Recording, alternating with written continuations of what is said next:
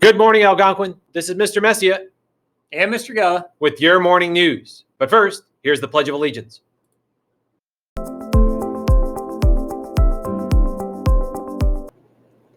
Good morning, Algonquin. Please stand for the Pledge of Allegiance and remain standing for a moment of silence. I pledge allegiance to the flag of the United States of America and to the republic for which it stands, one nation, under God, indivisible, with liberty and justice for all.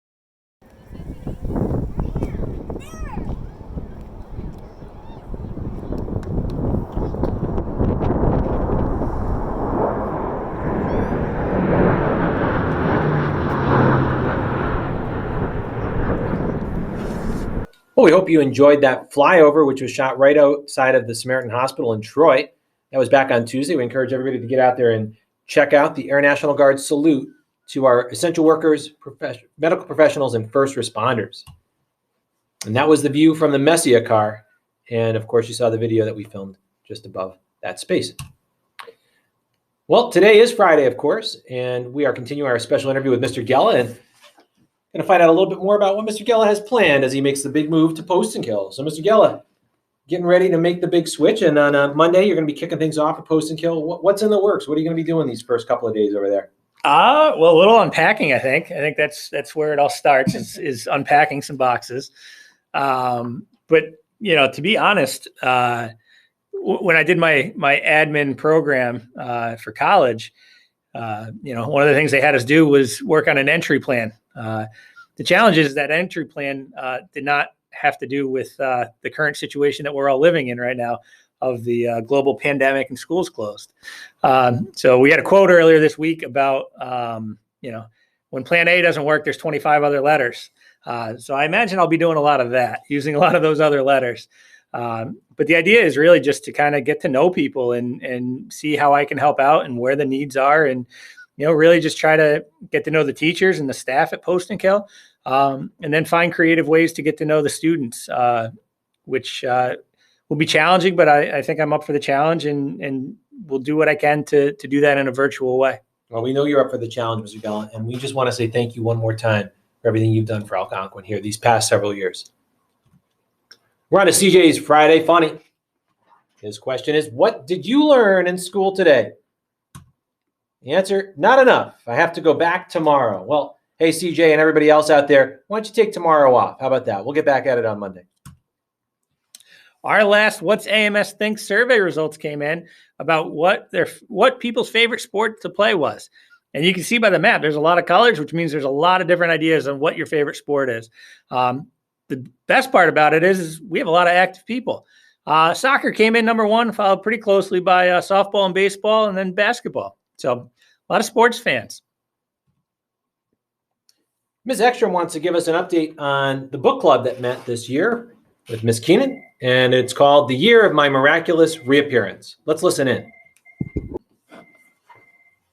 Good morning, Algonquin. I just wanted to talk to you about a book club that Mrs. Keenan and I ran this year. We read a book called Year of My Miraculous Reappearance by Catherine Ryan Hyde, and I'd like to tell you what the book's about.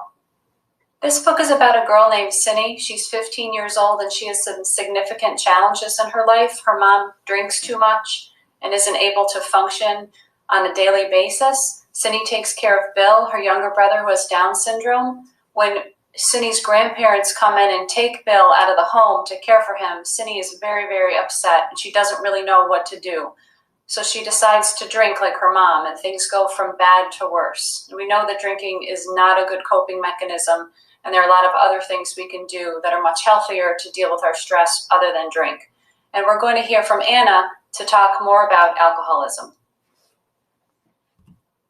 So here's a message from the Student Assistance Program and Anna. Did you know that 30% of high school students drank in a 30-day period? My name's Anna, and today I'm talking about underage drinking. The 2017 Youth Risk Survey concluded that in a period of 30 days, 14% of high schoolers binge drank, 6% drove after drinking alcohol, and 17% rode with the driver that had just drunk alcohol. Drinking has many consequences like memory problems, misuse of other drugs, disruption of normal growth, physical problems like illnesses or hangover, school problems, and many other things. Some reasons for underage drinking are peer pressure, increased independence or the desire for it, stress, or just because they want to, not knowing the consequences of drinking. If you think you have a drinking problem, talk to a trusted adult. My sources were National Institute on Alcohol Abuse and Alcoholism and the CDC. Thank you for watching. Well, did you know that Algonquin students, by and large, avoid drug and alcohol in a big way? In fact, 2 years ago, we asked a series of questions in a survey and found out that 97% of AMS students are drug and alcohol free. So remember to stay healthy and avoid peer pressure to do drugs or alcohol. Miss Reinish's quote of the day, this one's by Helen Keller. The most beautiful things in the world cannot be seen or even touched. They must be felt with the heart. It's your birthday. It's your birthday. If it's your birthday, put your hands up. If it's your birthday. Happy birthday goes out to Trevor and Mackenzie, and over the weekend, Connor. Caught being a warrior, Mr. Gella, on this his last day at AMS. Way to go, Mr. Gella. Thank you very much, Mr. Messia. Ladies and gentlemen, on this Friday, let's remember that school is not just a place. Let's make it a great day. Warriors, let's go. But before we go, a video salute to Mr. Gella. Kayla, Jaden, Andrew, and Jonathan. Have a great day, guys.